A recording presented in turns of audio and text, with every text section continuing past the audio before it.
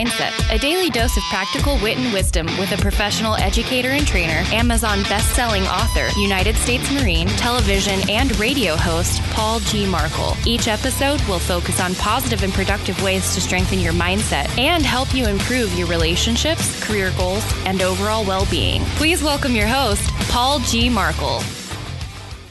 All right, welcome back to yet another Morning Mindset podcast. And those of you who take the time to actually read the title of today's show or the shows before you listen to them, you might be thinking, what? Is he going to make a musical reference? Yes, he is going to make a musical reference. When I work out, when I go into the gym and I pick up the steel and put it down, rinse, lather, and repeat over and over again, I like to put my phone, I take my phone and I pull up the music app and I search out a station and I plug it into the speakers and I listen while I'm working out. And I had it plugged into or turned on to a station. I think it was the Amazon Prime Music Queen radio station. If you know anything about these quote-unquote stations, you pick an artist and they play that artist and other artists from that time frame and that genre, that style of music. So there I am doing my thing the other day in the gym, and the song Jack and Diane from John Cougar Mellencamp. When I was first introduced to him, he was John Cougar, and then he decided that he was going to go change his slave name back to his birth name, which was John Mellencamp. I grew up in I came of age in the late 70s, early to mid 80s. I graduated from high school in 1985. So when the American Fool album from John Mellencamp was released in 1982, that was right there, right in my ballywick, right during my era, my teen era, freshman, sophomore year, that kind of a thing. And Jack and Diane was a big song, was a huge song when I was growing up. A little ditty about Jack and Diane. Now, if you're my age, if you are around 50, you remember this probably very fondly. You remember that it was top of the charts for a long time, like a year or so. And I heard that song, 500, 1,000 times during my teenage years, but I hadn't heard it for quite a while. Matter of fact, the other day when I heard it in the gym was probably, the first time in 10 years or more that I actually listened to the song. And one of the lyrics, or the chorus is, life goes on long after the thrill of living is gone. And you say, well, you probably heard that. If you've heard the song Jack and if you've never heard it, if you're a young crumb crunching millennial person, go to YouTube and look it up and watch it and listen to it. But it says, life goes on long after the thrill of living is gone. And it says, hold on to 16 as long as you can. Change is coming around real soon. Make us women and men. And what's funny about that is when I heard that song, when I first heard it, going back to 1982, in 1982, I was 15 years old. So I wasn't yet 16 like he was talking about in the song. But think about when you were 16. Think about when you were a teenager. Think back to that time and how every day was exciting. The prospect of every single day, at least to me, was exciting. Everything you did was of great import.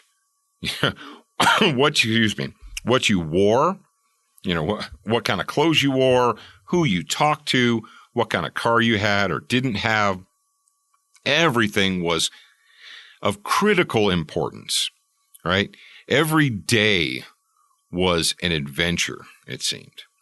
I remember being a teenager, and if you couldn't, there was a girl that I was very much fond of, and if I couldn't see her for one day, if I had to go 2 or 3 days without seeing her, it seemed like forever. Or if I had a family obligation, when I was 16, 17 years old, 18, I don't know, in high school, I had a family obligation on a Friday night and I couldn't go out with my friends. It was like the end of the world. Because when you're young, everything is fresh and exciting and new. And then what happens to you? Well, you grow up, and the truth is you need to mature. We can't have an entire society of 16-year-olds, of juveniles, because people who are juveniles have no concept of the future. They have no concept of civic responsibility or duty because everything is all about what they want, and they want it now, which is fine because that's the way kids are supposed to be. But they're supposed to mature over time. But part of what we lose during the maturation process is we lose that thrill. Long after the thrill of living is gone. How many of you have thought about that over the years? Maybe you haven't. Maybe this is the first time you did. Life goes on after the thrill of living is gone. And when you first hear that, when I was 15, I thought, that's kind of weird because I couldn't imagine at age 15 the thrill being gone because everything was fresh and new and exciting and, the world was open to me, nothing but the future. And here we are now. I don't know how old you are if you're listening to me. You may be 20s, 30s, 40s, 50s, or beyond.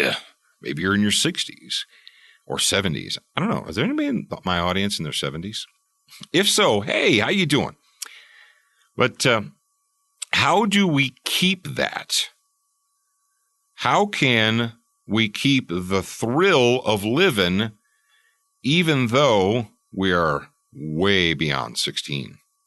Now, changes have come around real soon and made us women and men. Now we have responsibilities and we have mortgages and we have families that need to be taken care of and we have careers and we have all these things that weigh on our heads. Teenagers today, these moronic teenagers that stick the news media finds them and they ask them their opinions. Does anyone else feel that that's both ridiculous and insulting at the same time? Some news reporter will go and they'll ask a 16-year-old their opinion about anything. And we're supposed to listen. Like, what basis does an experience in reality does a 15 or a 16-year-old have? They have none. They have none. But how do we as adults, is there a way that we can keep that thrill of living? I think there is. One of the things that I enjoy, and it may seem simple or simplistic, but I really enjoy music. I enjoy the music from my era, but I also enjoy other music as well. As I've grown and aged, I've kind of expanded my musical taste, and I like to listen to music. When I listen to music, it makes me feel younger. When I exercise, when I do physical training, and I haven't always done the starting strength and the barbell training, but, I used to hit the bag and I used to do other, physical things. I still do sometimes, but that made me feel younger. It gave me that thrill. What is it for you? I don't know. But I just thought, I was listening to that and it struck me. It struck me as I was listening to that song that I should come to this microphone and talk about it for a little bit. Maybe you felt the same way. Maybe that is why we run into trouble as adult humans. Why do men and women, I'm not going to exclude you women, why do they get into trouble through extramarital affairs, through the use of recreational as opposed to professional or commercial, drug use or what have you, going to bars and drinking when you're in your 40s, or 30s even, 30s or 40s, or, going to bars and engaging in behavior that is self-destructive because why? Maybe that's their way of looking for the thrill after the thrill is gone? I don't know.